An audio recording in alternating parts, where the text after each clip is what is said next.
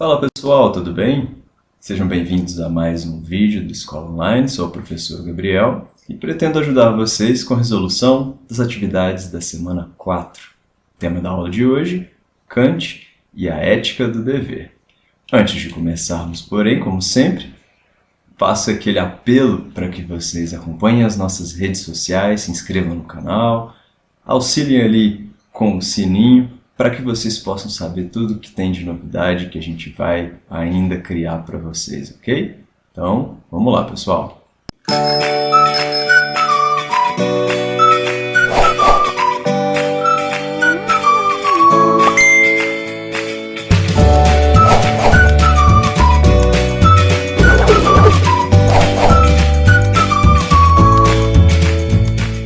Então, como o título da atividade, como o título da unidade já nos permite ver, nós nessa semana vamos trabalhar um pouco mais dentro do tema da ética, certo? Essa grande área e importante área da filosofia que tem implicações na vida cotidiana das pessoas, não é mesmo?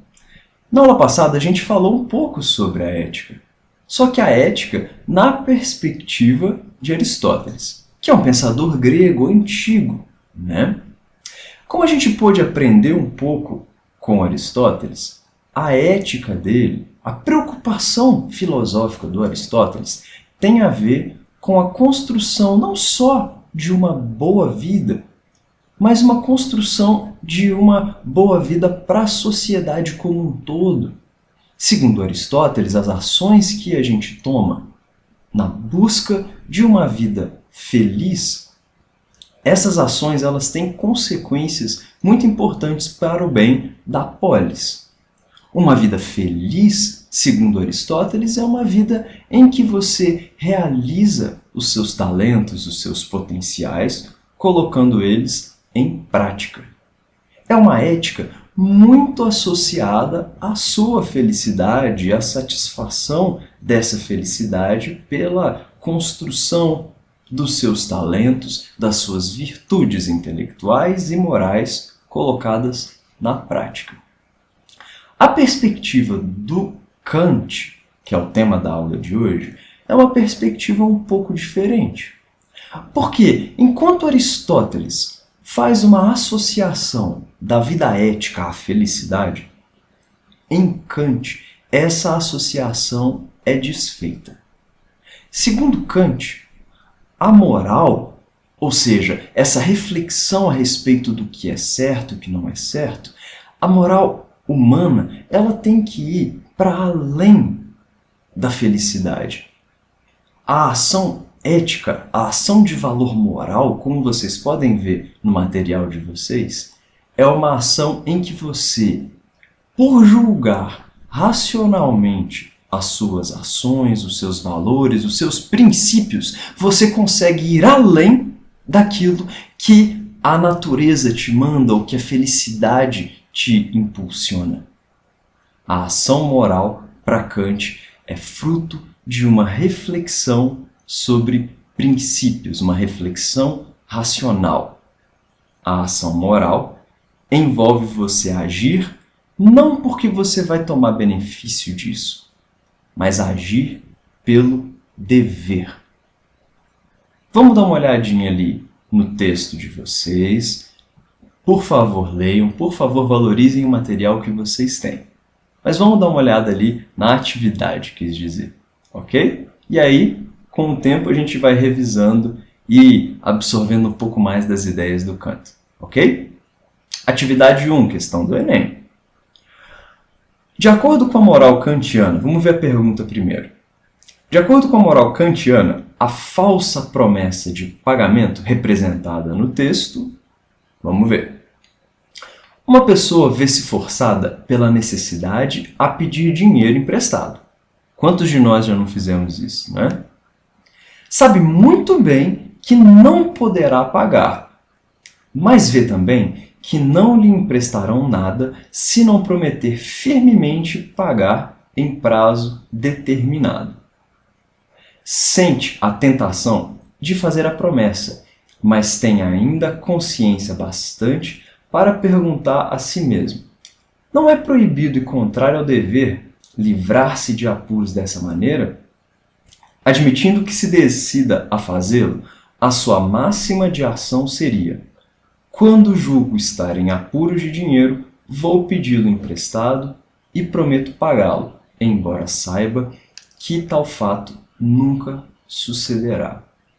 Então, o que o Kant está viajando aí no seu livro Fundamentação da Metafísica dos Costumes é uma pergunta, uma questão, uma situação que muitos de nós já estivemos, não é?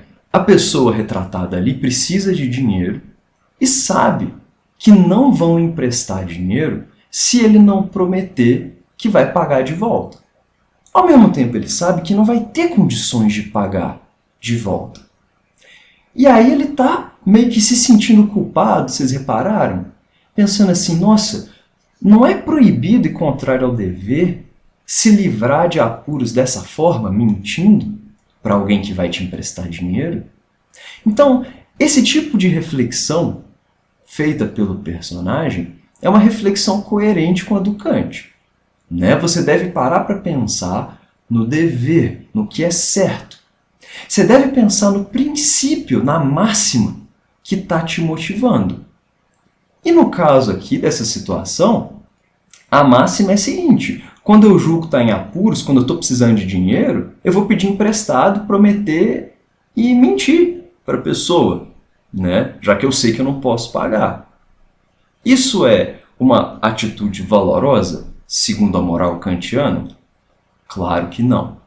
Porque, segundo Kant, o indivíduo deve agir da seguinte forma: o indivíduo deve, com a sua racionalidade, refletir sobre os princípios que estão o motivando a agir. Até aí tudo bem. Só que aí ele deve parar para pensar o seguinte: e se todos que estão nessa situação em que eu me encontro fizessem a mesma coisa? E se todas as pessoas, se a minha ação nesse momento se tornasse uma norma universal, uma regra, que todo mundo deveria agir da mesma forma que eu estou agindo nessa situação? E aí?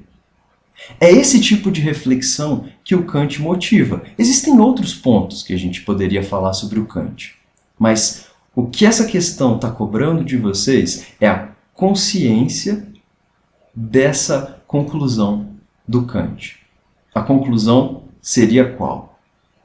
Age de maneira que a máxima da tua ação, o princípio da tua ação, possa se tornar uma lei universal. Ok? Letra A. A falsa promessa de pagamento assegura que a ação seja aceita por todos a partir da livre discussão participativa? Não, a falsa promessa de pagamento tem nada a ver com isso. Garante que os efeitos das ações não destruam a possibilidade da vida futura na Terra? É isso que a moral kantiana está falando? Não.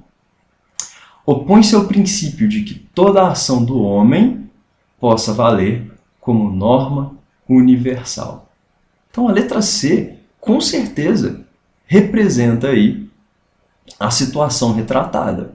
A falsa promessa de pagamento, ela é uma ação oposta ao princípio que o Kant nos ensina. Age segundo uma máxima de tal forma que você possa querer que se torne uma lei universal. Ou, de uma forma mais simplificada, age de uma maneira com os outros que você gostaria que os outros agissem também no mundo. Sacou? É mais ou menos isso. Letra D. Materializa-se no entendimento de que os fins da ação humana podem justificar os meios? Os fins justificam os meios? Você já ouviu isso antes, né? Não. Nada a ver, isso é o contrário do que o Kant fala. Letra E. Permite que a ação individual produza a mais ampla felicidade para as pessoas envolvidas? Não. Como a gente viu no início dessa explicação, o certo, segundo Kant, uma ação com valor moral, não necessariamente vai gerar felicidade para as pessoas envolvidas.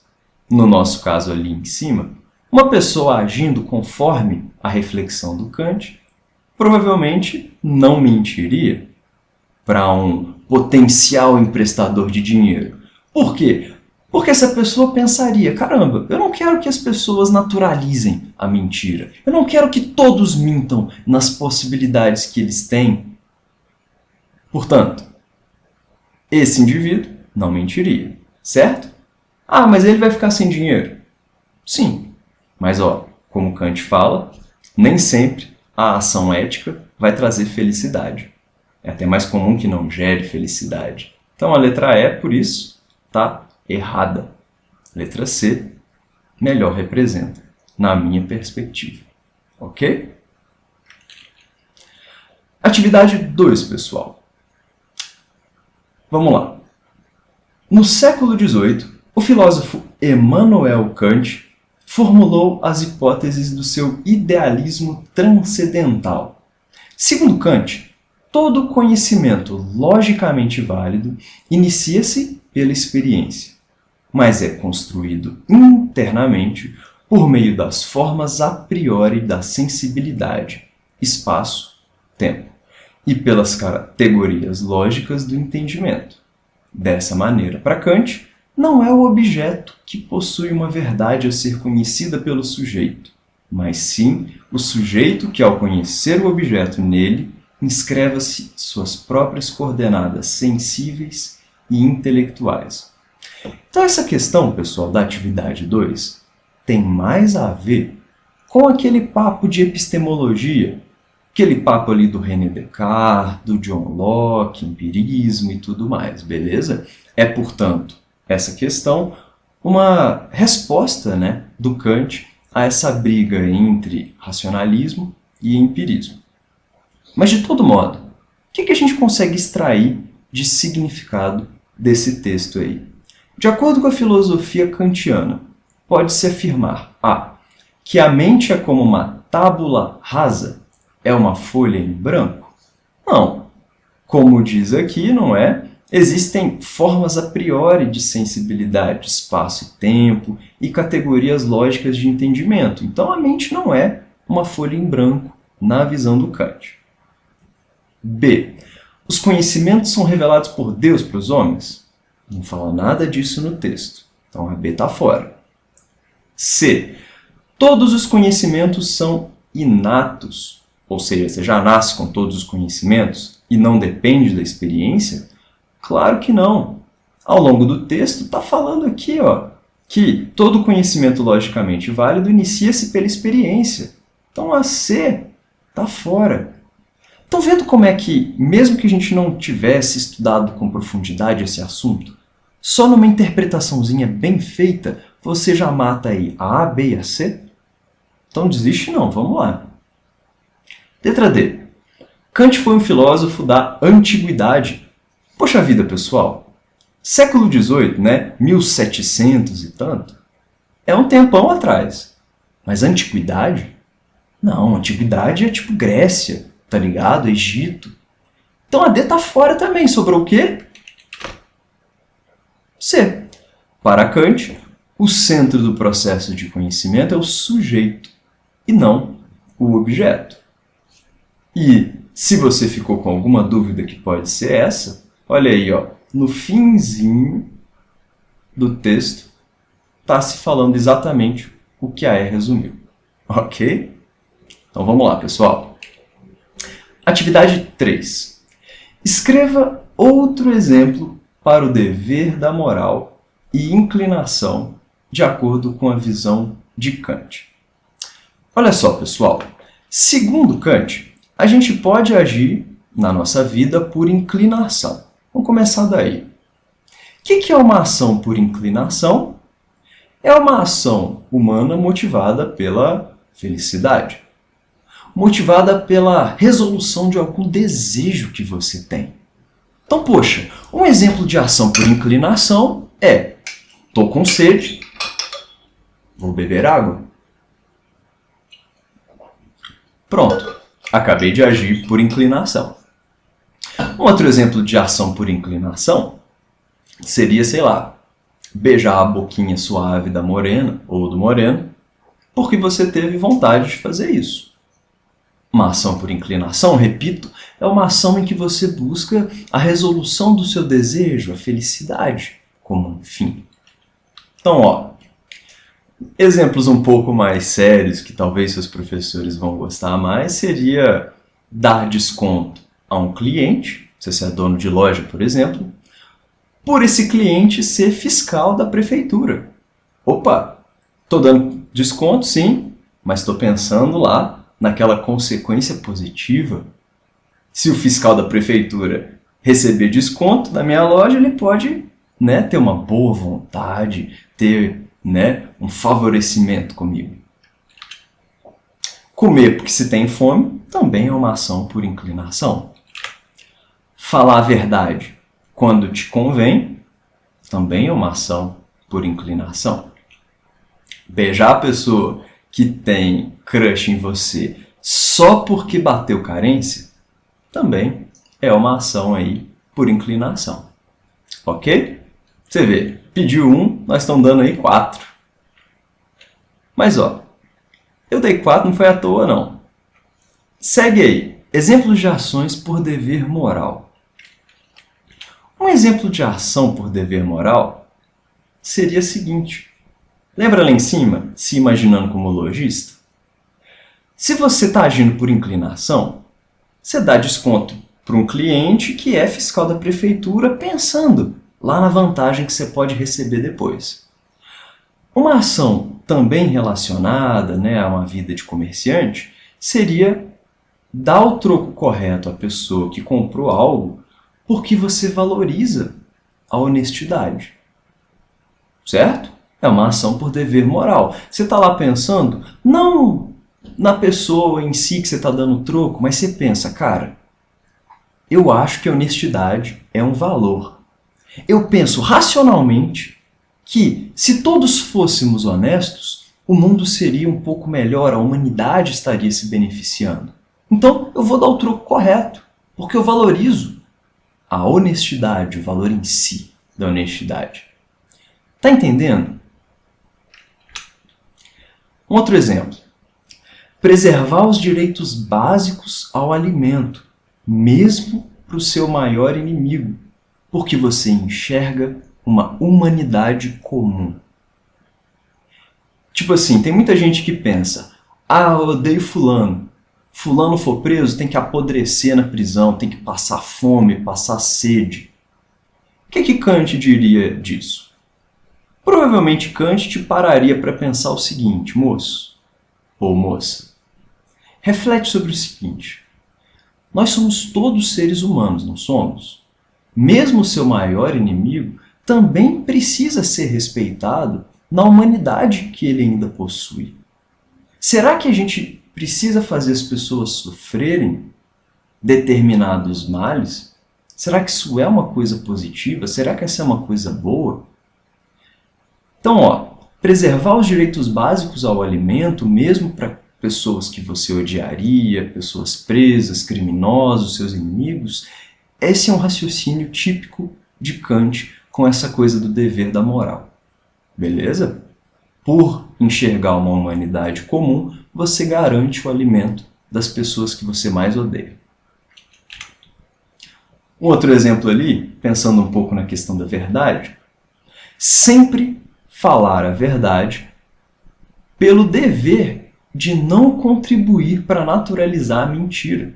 Sim, uma ação por dever moral, ela envolve o reconhecimento do princípio daquela coisa. Se você fala a verdade quando convém somente e mente, às vezes, você não está agindo ali por dever. Você está dobrando a verdade conforme a conveniência para você. Você está pensando é o quê? É no valor da verdade ou no seu prazer, na sua felicidade?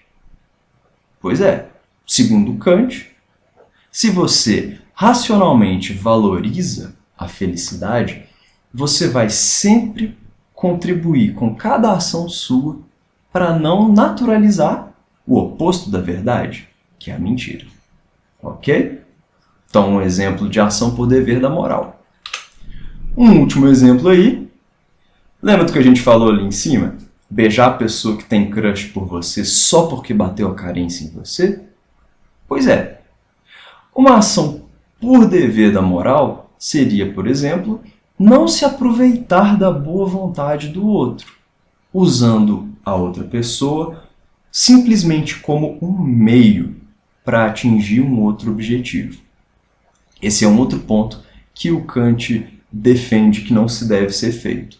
Nunca usar o outro como um meio. Respeitar, portanto, a humanidade, a individualidade daquela pessoa. Ok? Atividade 4. Depois disso tudo, eu acho que você conseguiria fazer, né, não? Por que a ética kantiana é chamada de ética do dever? Bom, você poderia falar, né, que para o Kant nem sempre a ação com valor moral vai gerar prazer, né? Então, para Kant, não é o prazer para ele, né, o maior fim da vida ética. Você poderia dizer que a ação com valor moral é aquela em que o indivíduo, por vontade, racionalmente embasado em princípios deduzidos por ele, age independentemente da consequência possível, agindo, portanto, por dever. Parece que eu compliquei muito ali em cima, mas não compliquei não. Olha só, vamos ler mais devagarzinho. A ação com valor moral é aquela em que o indivíduo, por vontade... O que é vontade? Vontade é essa capacidade do ser humano de, às vezes, contradizer o seu desejo imediato pela felicidade. E nós construímos a nossa vontade, olha que interessante, nós construímos a nossa vontade com a nossa própria capacidade racional. Então, para Kant, não é você meter 10 mandamentos ali, não é você meter 20 mandamentos na cabeça de uma pessoa que você transforma ela numa pessoa ética. Não. Para transformar uma pessoa numa pessoa ética, basta você dar para ela a oportunidade de raciocinar a respeito das suas ações, a respeito dos seus princípios. Não é cuspir regra, é dar a oportunidade daquela pessoa de deduzir o que é certo por conta própria. Segundo Kant, todos nós temos essa capacidade. Todos nós somos racionais para observarmos, refletirmos, deduzirmos os princípios do que é certo e do que é errado.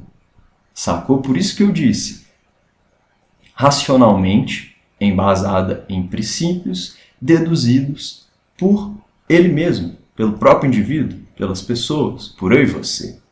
Sacou?